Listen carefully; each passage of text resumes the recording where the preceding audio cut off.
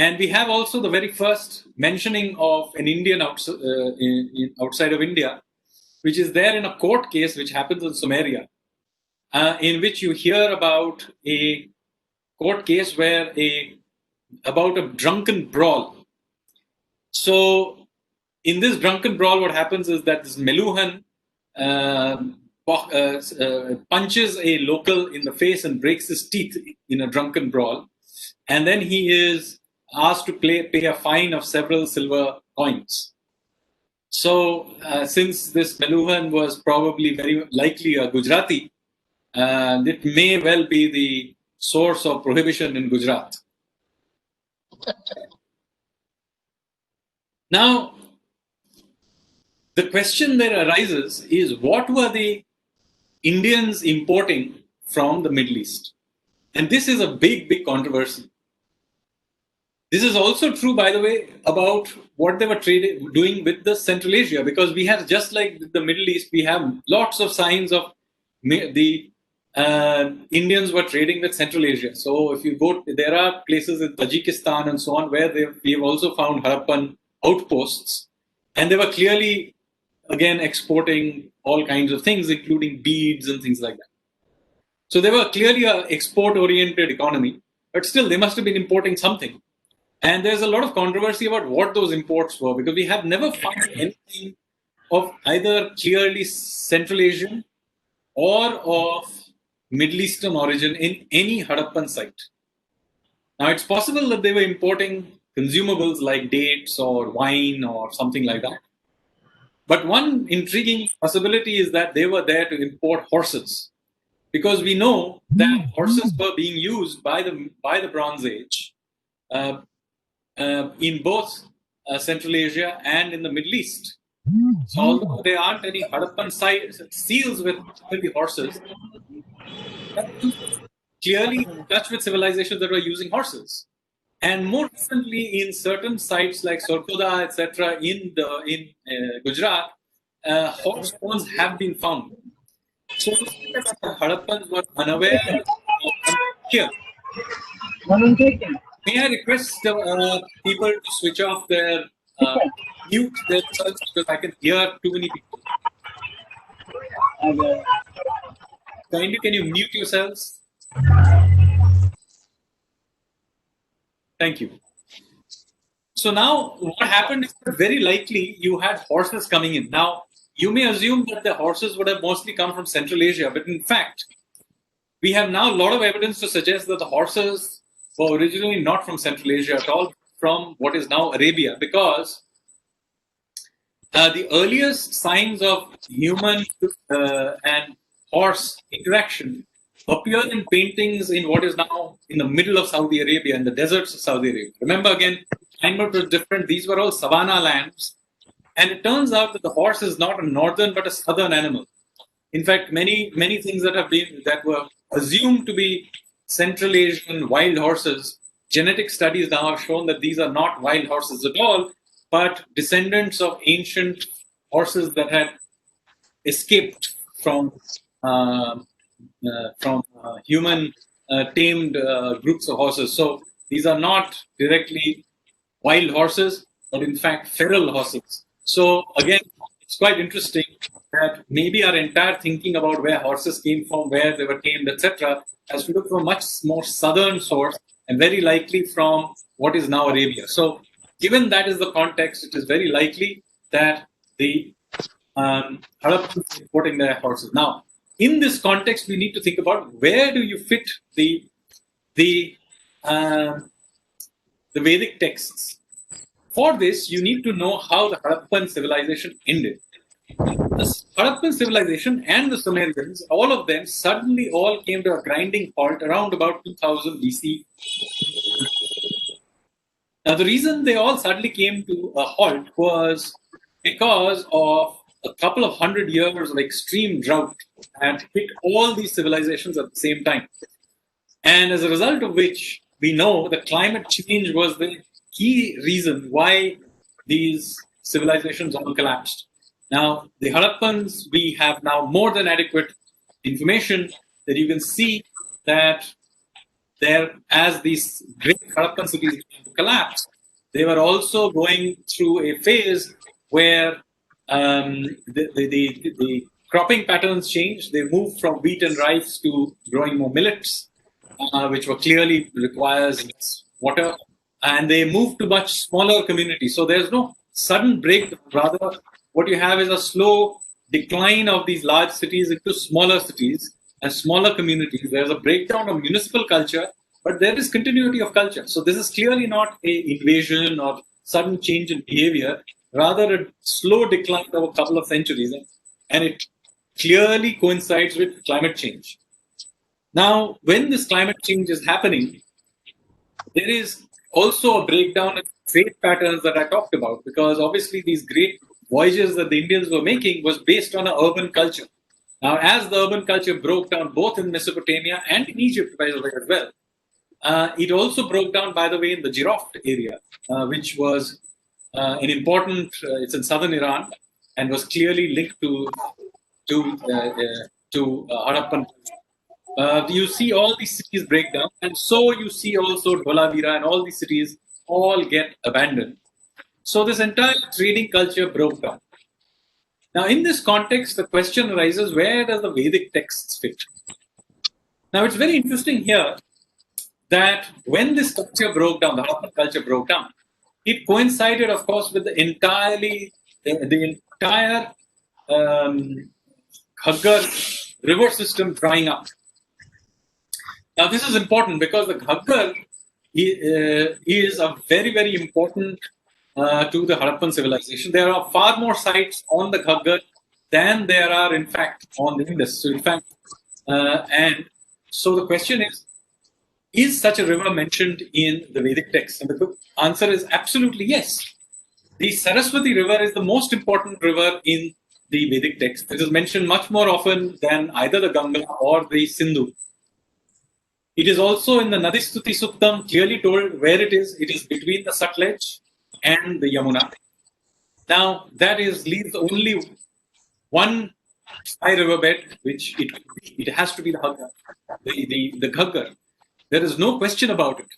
It also fits with the fact that it was clearly had a large community living around it. As I mentioned, the largest cities of the Harappans, like Rakhigarhi, etc., are along this Rai riverbed. We know that this river went all the way down to Gujarat. We know that the Dholavira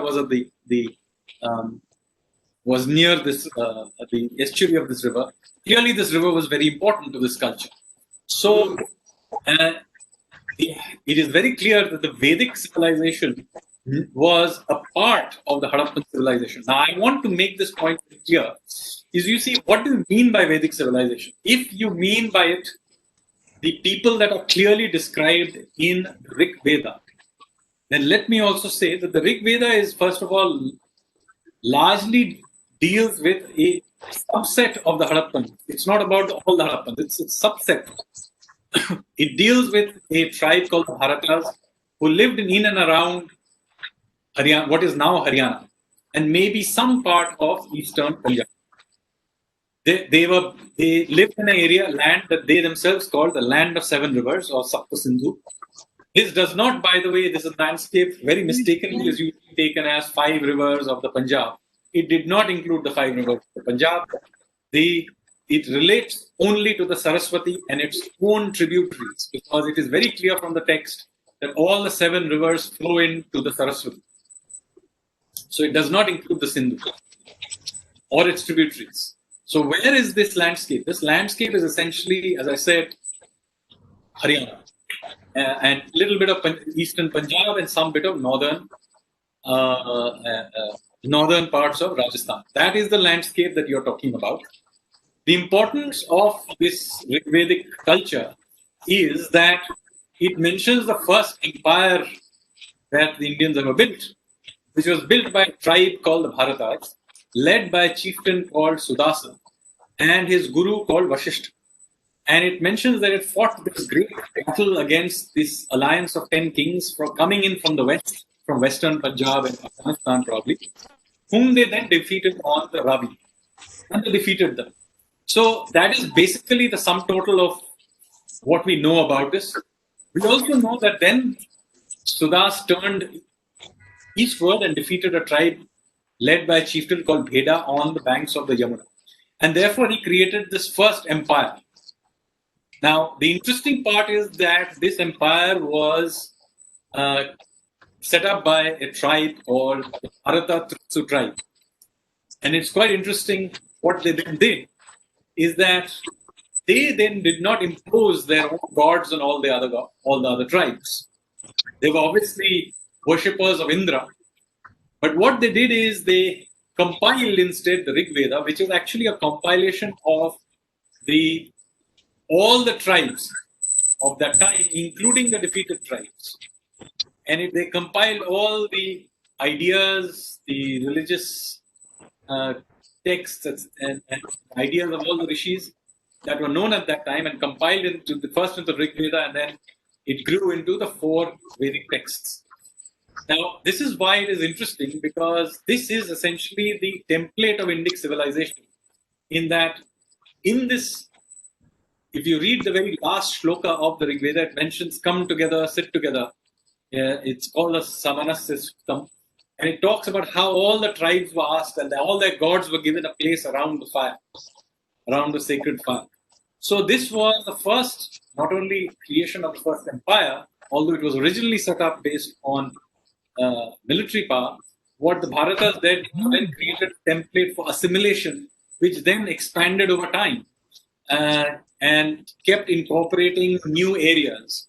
Even when the tribe itself may have gone into decline, the idea was so powerful that 5,000 years later, I'm a Bengali. I clearly don't come from Haryana. But I consider myself a Bharata because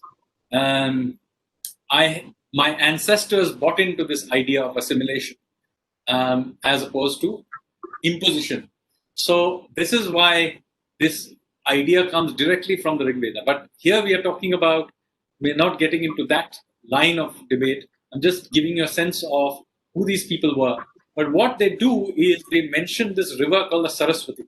And they very clearly mention that this river was in full flow from the mountain to the ocean.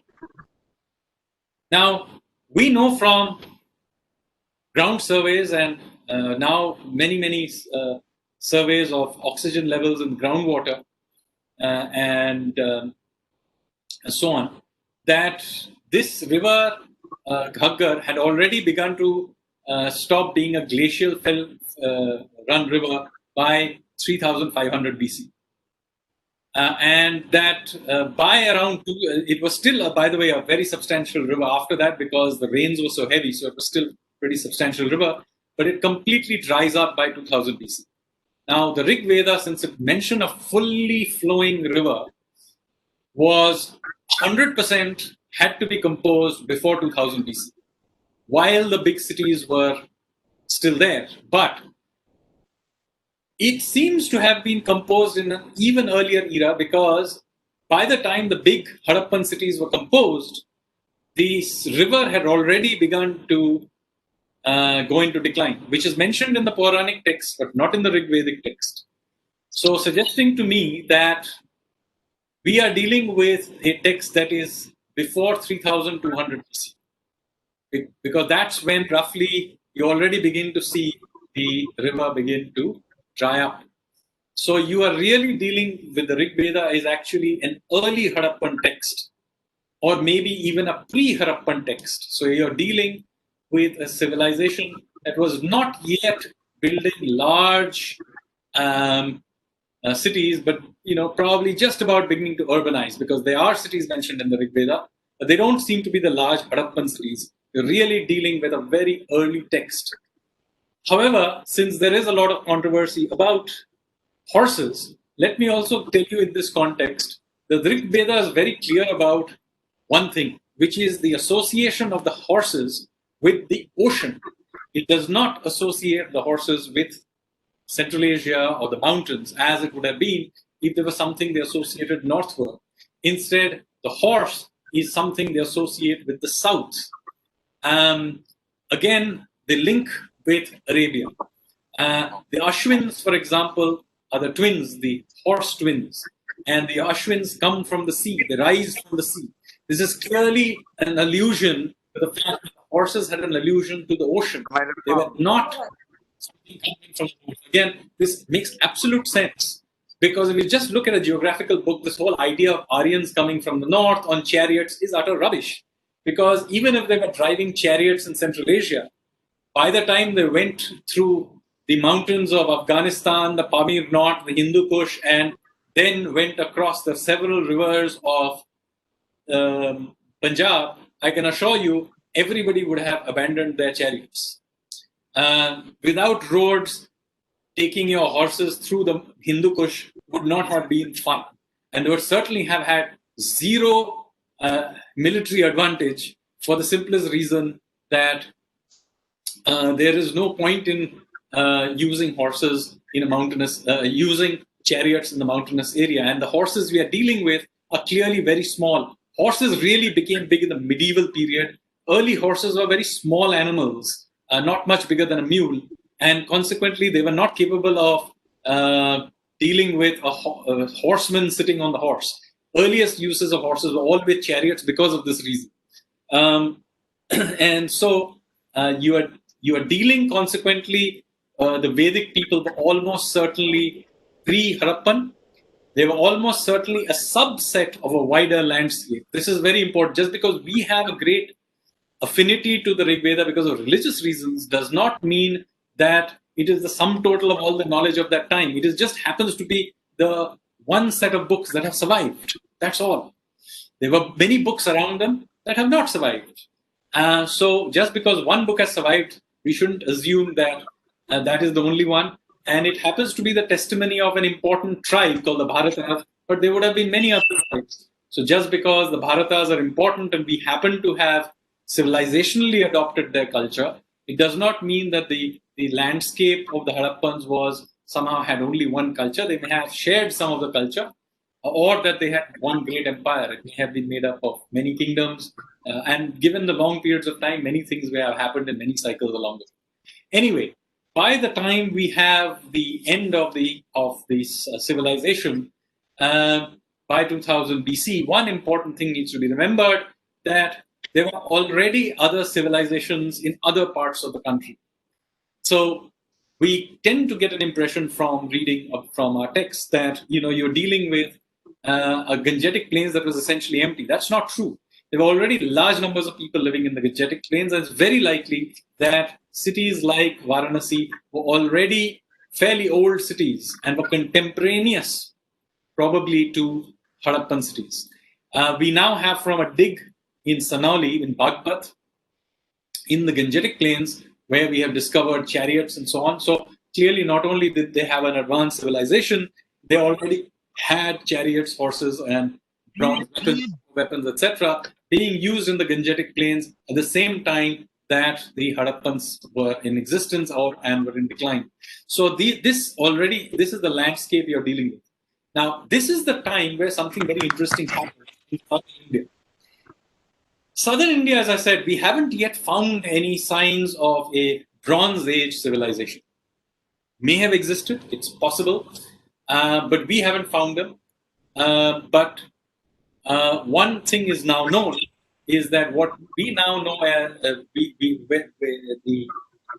do have clearly some technological capacity existed in Southern India, because the next great shift in our civilization happened in the Godavari basin, where iron was essentially systematized. So iron technology is an Indian technology, and it is a Southern Indian technology.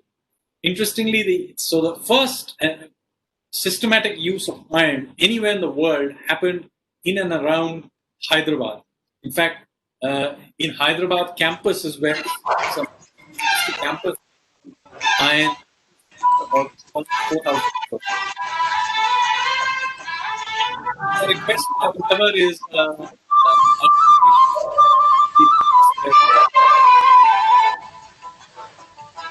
Audience, please mute yourself. Audience, I request, please mute yourself. Thank you.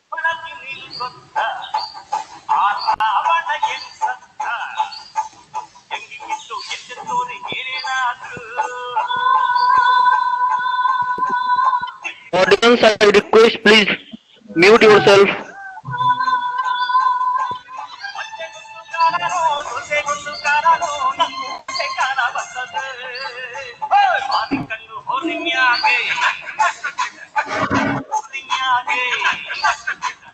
Yes.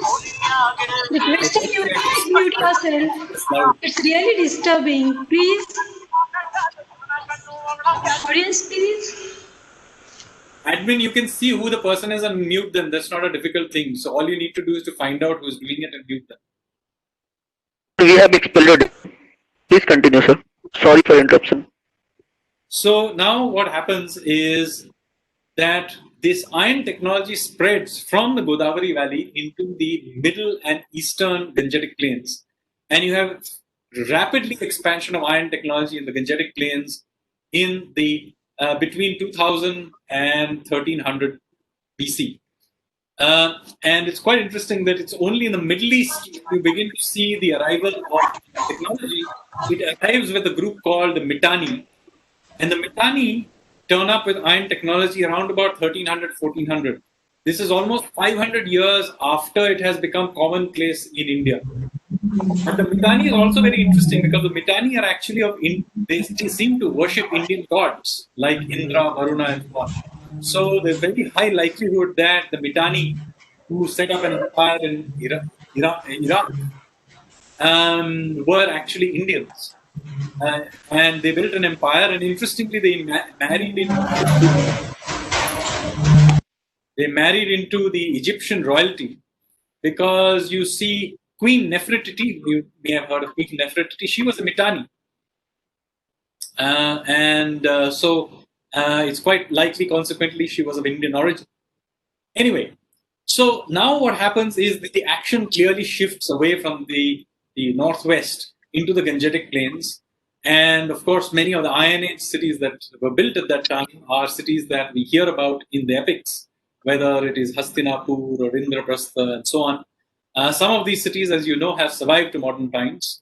Varanasi may be a Bronze Age city. It certainly is an Iron Age city and became very important.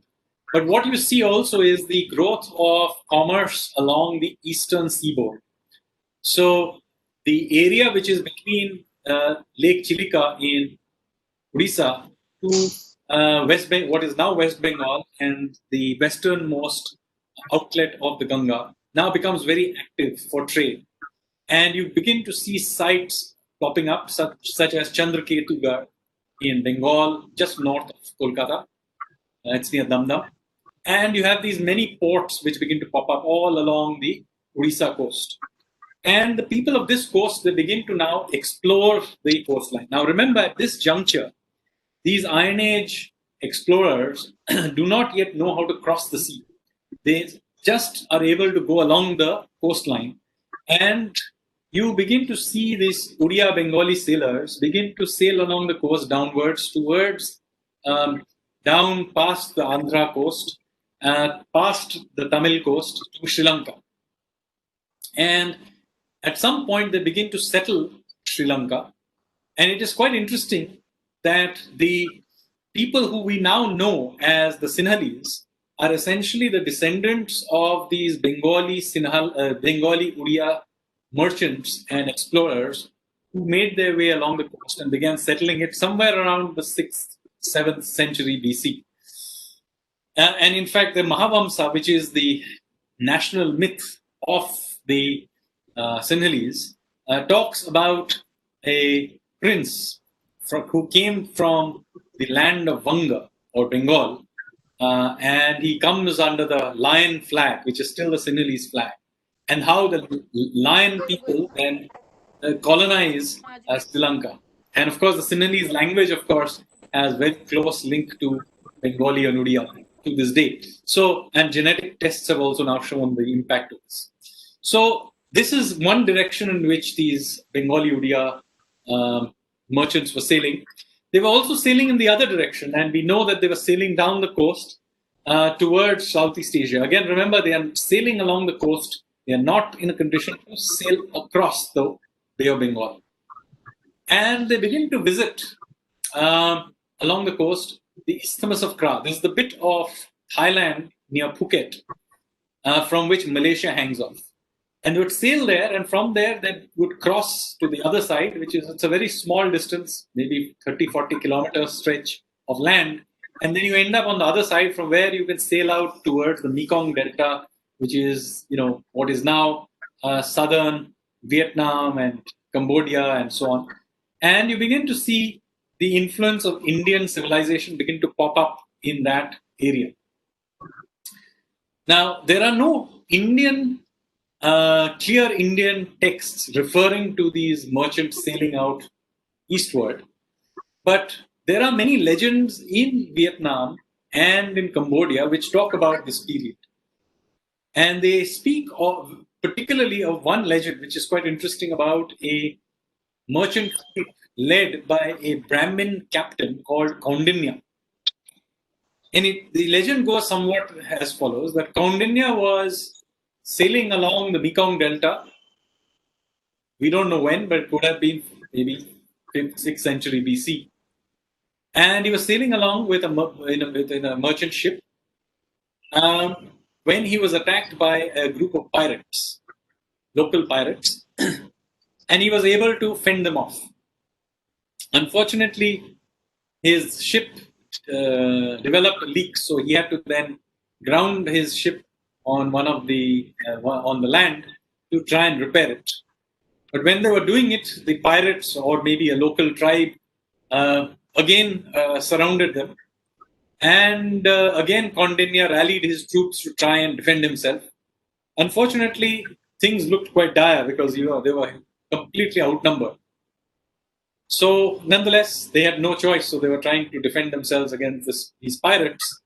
But then luck turned in their favor, because the leader of this tribe that had surrounded them was a beautiful warrior princess called Soma. And Soma saw Kaundinya and she fell in love. And so she proposed marriage to Kaundinya. Now, I suppose Kaundinya didn't have too much choice, so he accepted this proposal and they got married. And as a result of this marriage, an Indianized kingdom called Funan was set up in what is now southern Vietnam and Cambodia area. And this kingdom of Funan and this particular marriage would then lead to a series of Indianized kingdoms in this part of the world. Now, it is interesting here that for the next 1,500 years, all subsequent empires, almost 2,000 years in fact, all some subsequent dynasties that would rise in this area would try and trace their lineage back to this particular marriage. So obviously, whatever happened was very important. Now, the question then arises, who was Kaundinya? Now, we have no idea who Kaundinya is. In Indian records, there is no sign of Kaundinya. But we do know one interesting thing, because Kaundinya is not a common name in India, even in ancient times, but it is a Gotra. And this Gotra comes from today from the area of southern Odisha, Andhra, and some part of northern Tamil coast. So that coastline from Chennai to Chilika, a coastline is where to this day a Gotra of Brahmins live who call themselves Kaundinya. So it is quite interesting that this is the region from which possibly, we are guessing, possibly a merchant called Kaundinya had set sail. So, it's possible that he had something to do with that area. Anyway, now, over the next several centuries, trade booms on both the coastlines of India, and you begin to see major ports appear. Now, on the eastern side, a very major port appears called Tamralipti, which is now Tamluk, very close to IIT Kharagpur, by the way.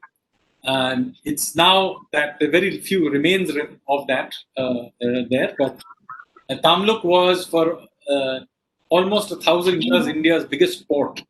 It was the biggest port of both the Mauryan and then later on of the Gupta Empire.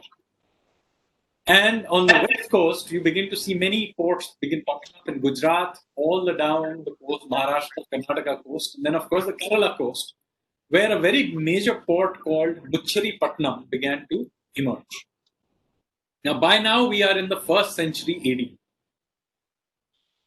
Now, by the 1st century AD, one important change happens, is that the merchants who are plying the Indian Ocean have by this time figured out the monsoon winds, and they have figured out that these winds blow in very regular intervals, first in one direction and then in the other direction. So this allows you to sail one way for one season and then come back to the same place, point of origin, the other way. So in the West Coast, what happened as a result, we begin to see huge amount of trade happening between India and the Roman Empire. And the trade usually happened with basically traders would sail. If you were a Roman trader, you would set out from Alexandria, sail up the Nile, then you would cross the short distance of the desert to the Red Sea, and you would sail down the Red Sea to an island to past what is now Yemen, to an island called Socotra or Dweepasukadhara, which is what the Indians called it. And from Dweepasukadhara, you could have the option of sailing north towards Oman and then towards Gujarat, or you had the option of sailing using the monsoon winds to sail across to Kerala coast, or Muzaris as the Romans used to call it. And why did they come here? They were here to essentially trade Indian products. So what were these Indian products? The Indian products were, of course, spices. This included black pepper, which was an Indian product, but it also included many spices that the Indians were actually purchasing in Indonesia. So many spices that the Europeans called Indian were not Indian at all, but were Indonesian spices that the Indians had bought from the Indonesians and were then selling on to the Europeans. Then the Indians were exporting cloth. The cotton, you have to remember, is an Indian plant. And even in Harappan times, Indians used to export cloth and silk. And certainly they were exporting cloth of various kinds, cotton and silk, to the Europeans. They were, as you know, iron and steel was an Indian invention, and ancient world, even in the medieval world later on, would consider Indian steel as being very, very highly regarded. So there was a lot of metallurgical products that the Indians were exporting. The question is, what were they importing? Now, they were importing wine. Italian wines were very popular in India. Greek olive oil was popular. The nobility were much into importing good-looking women for the harems, evidently. We are told that. But despite all these imports, it appears that the Indians ran very large current account surpluses with the Roman Empire, because of which the Romans had to keep paying Indians in gold coins.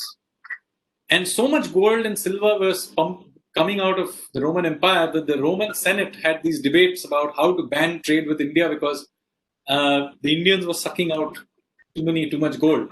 This is not a trivial problem, because you see, if Indians were sucking out so much gold, it meant that there was not enough gold to print coins in the Roman Empire, as a result of which they had severe monetary squeeze, what today we would call a severe monetary squeeze in the Roman Empire. So Romans finally had to solve it by reducing the amount of gold and silver in their coins and debasing their coins. Anyway, so this was going on the West Coast. East Coast, similarly, we had figured out how to cross the sea. And you had these merchant ships that would cross the sea out towards Indonesia. Now, they would not sail directly out. The way Indian merchants would sail out was that they would set out from the Bengal, Odisha area. They would then sail along the Andhra, Tamil coast to Sri Lanka, to what is now the Trincomalee area.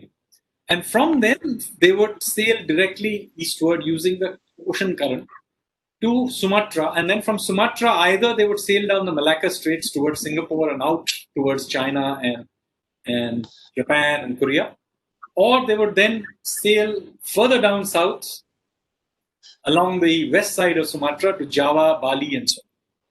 And so much trade was happening that there was a festival that still survives in Odisha called Bali Jatra, or the Voyage to Bali. And this happens on Kartik Purnima. And this is interesting because in Kartik Purnima is the time at which the winds turn. So they turn from blowing from south to north to blowing from north to south because you get the winter monsoons blowing. So that was the monsoons that the Odia sailors would have used to catch the wind and sail out towards Indonesia, which is why Bali Jatra is done at that time.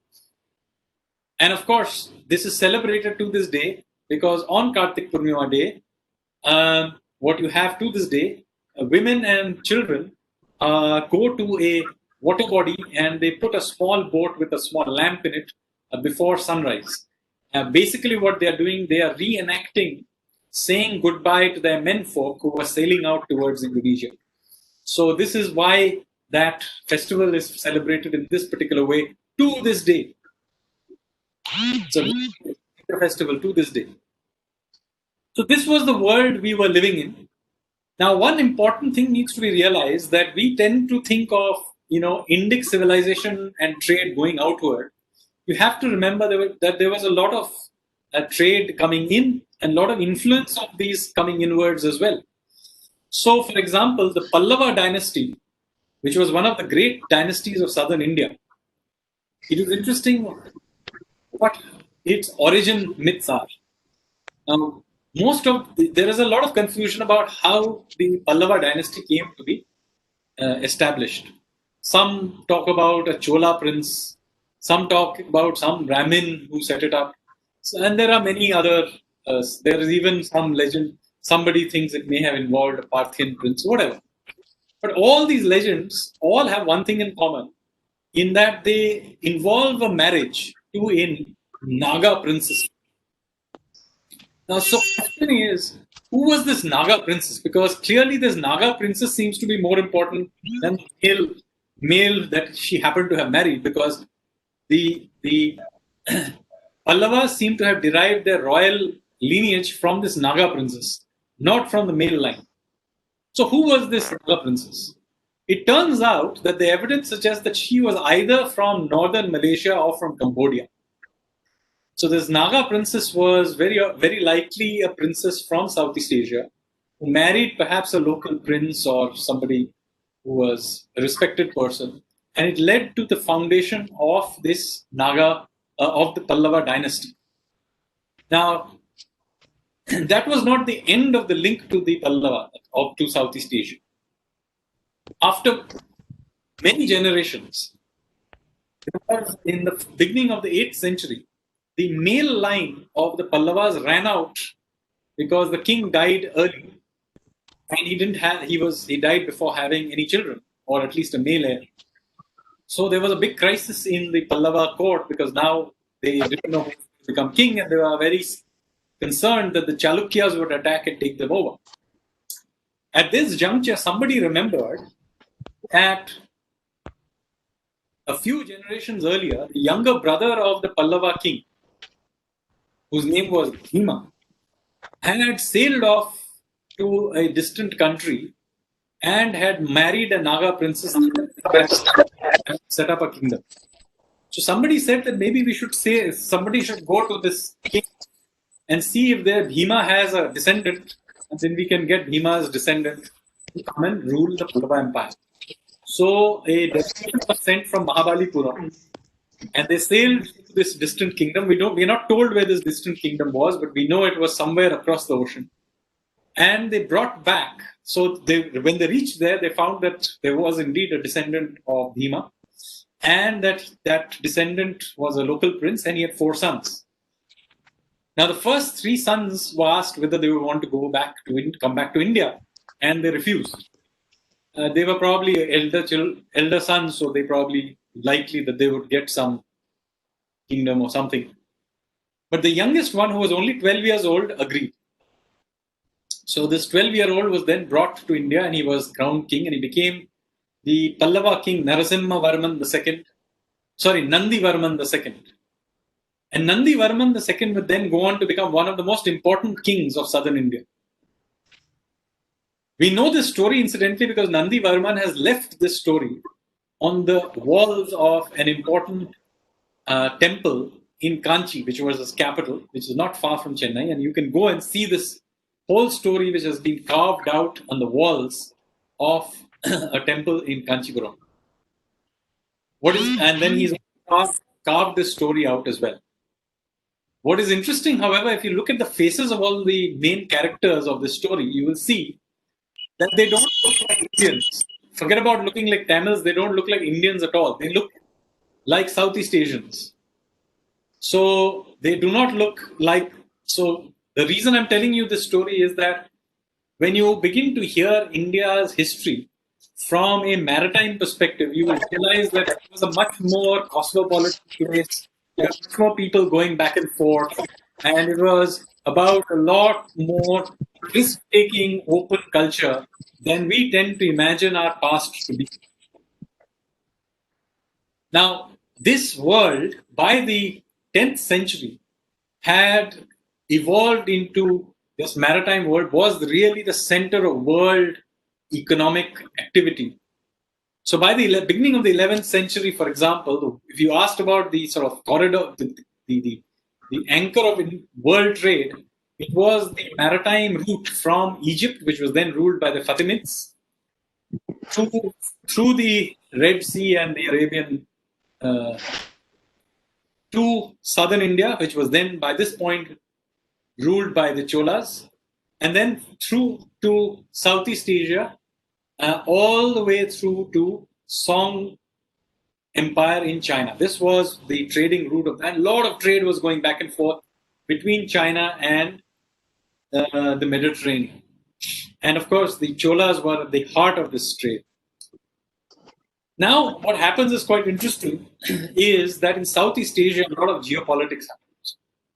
You see, there are two routes, as I mentioned, to go to China, Japan, Korea from India through Southeast Asia. One is through the Malacca Straits, which is between Sumatra and the Malay Peninsula. And the other is through the Sunda Straits, which is between Sumatra and Java. Now, usually the Javans used to control the Sunda Strait, and the Sumatrans, which is the Srivijaya Empire, used to control the Malacca Straits. Now, what happened is, in the beginning of the 11th century, the Javans defeated the Sumatrans, and the Sumatrans went and asked for help from the Chinese. So the Chinese provided a lot of backup to the Sumatrans, as a result of which the Chinese then pushed out the Javanese from both the Malacca Straits, but also from the Sunda Straits, and suddenly the Srivijaya were controlling both the straits. Now, having taken control of both the straits, they did what all monopolists do. They began to charge very high tariffs, which the Cholas did not like.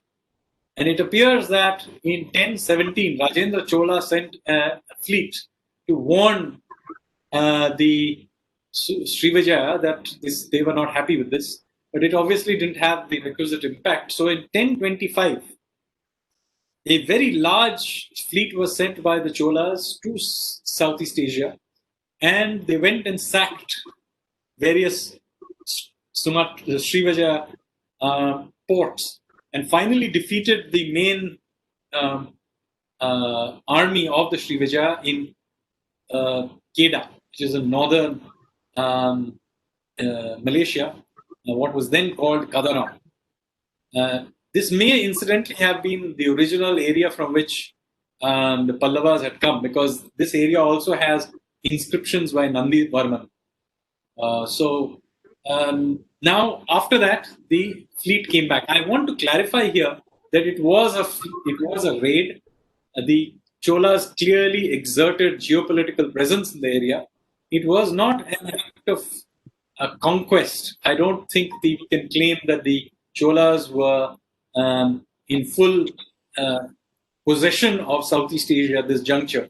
Very often, Indians in misplaced nationalism tend to try and overplay the history. There's plenty of good things in Indian history, but it is unnecessary to try and overplay what is already a very interesting history.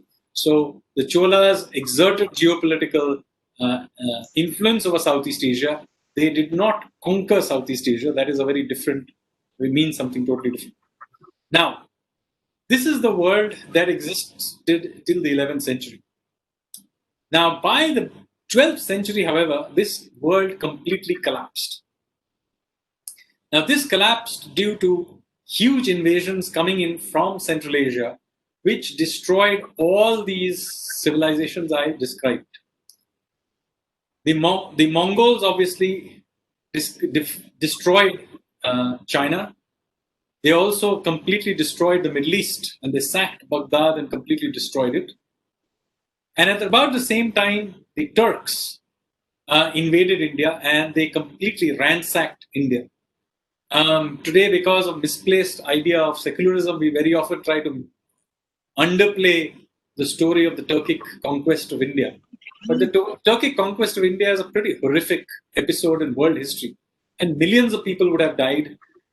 Dozens of ancient cities were completely destroyed. Some great universities were completely destroyed. And there was absolute chaos.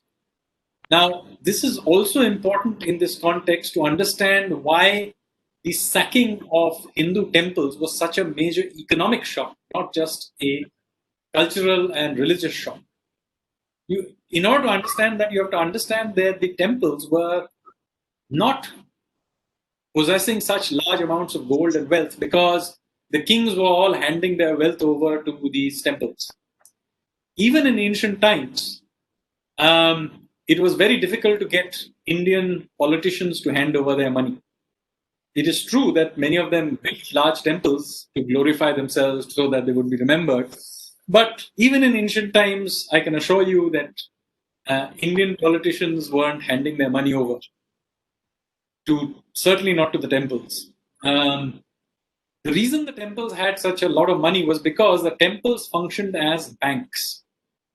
Many of these voyages that I was describing all this while were voyages financed by these temples.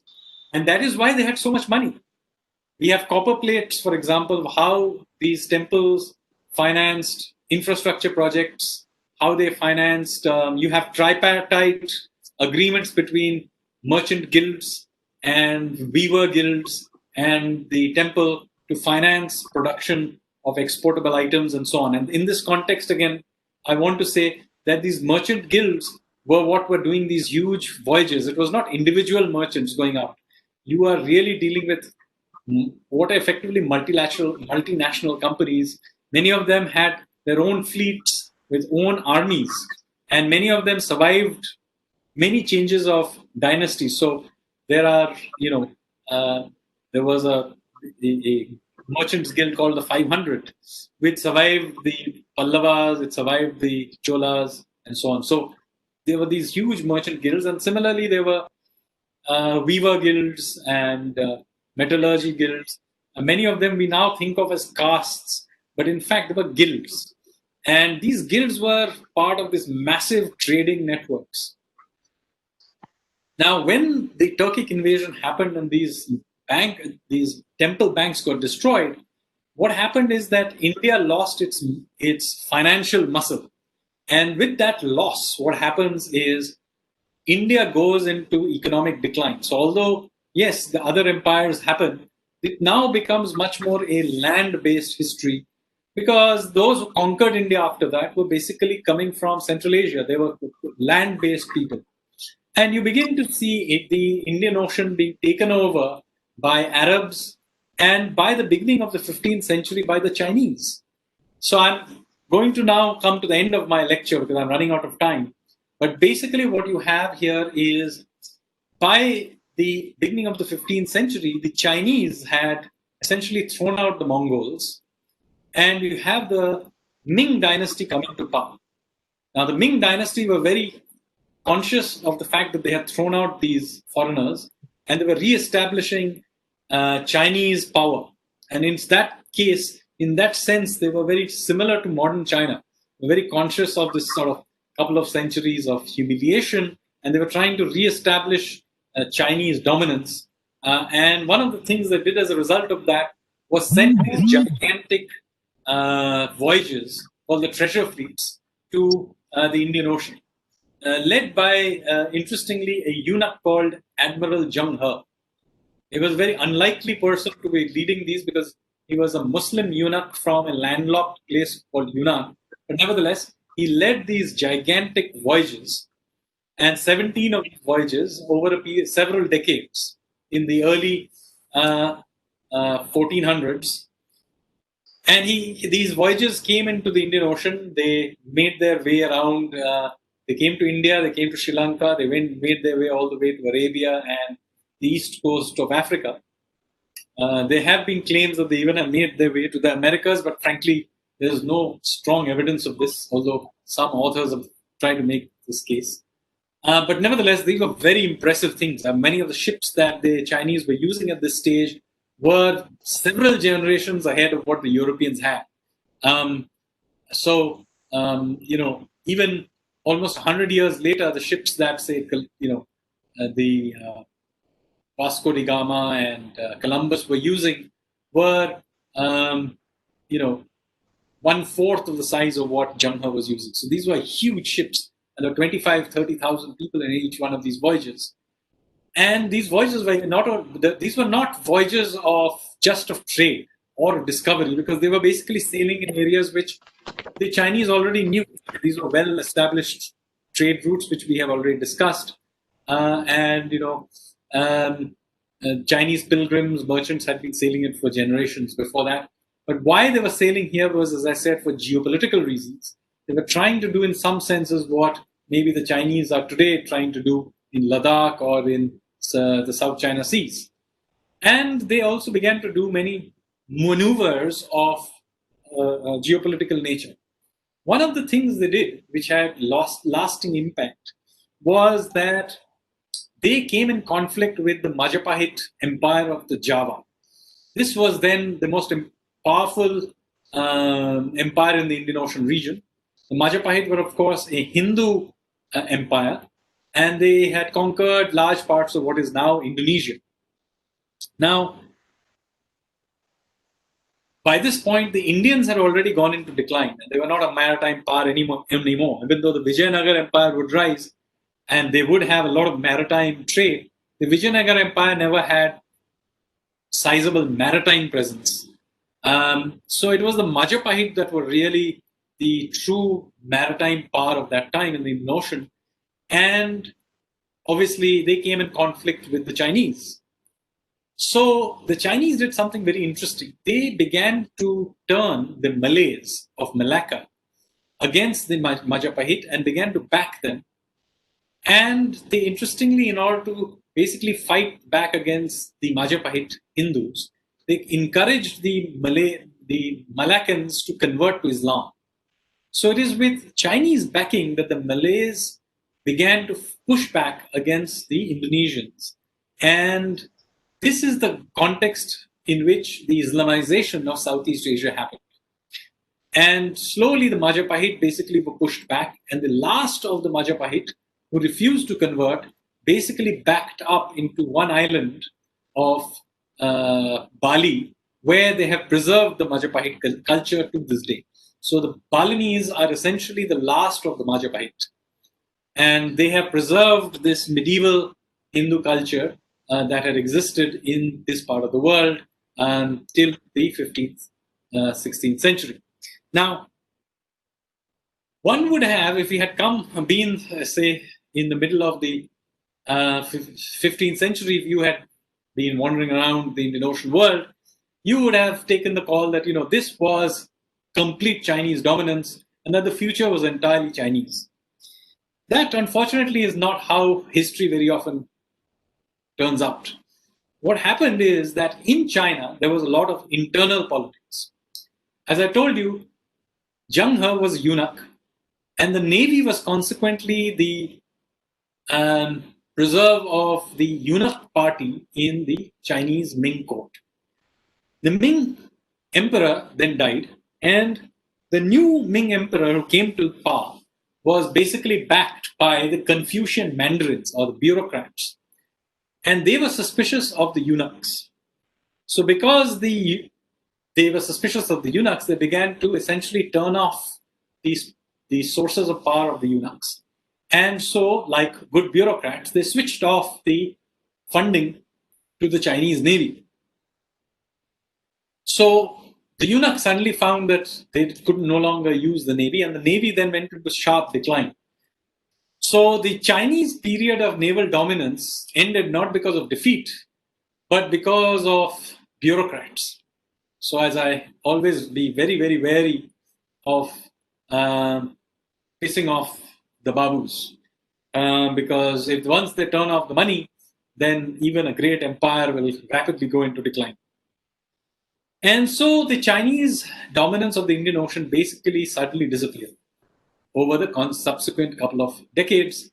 And so when Vasco da Gama turned up in the Indian Ocean world, he essentially found a power vacuum. The Chinese had been there and they had knocked out everybody and then disappeared.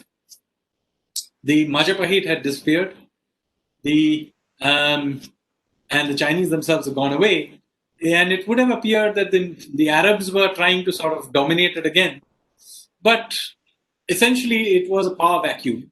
And this is the context in which the Portuguese turn up. Now, many often, and we'll wonder sometimes, why is it that the Europeans, particularly a small country like the Portuguese, were able to take over the Indian Ocean so very quickly when this world had existed for thousands of years? How were they able to do this?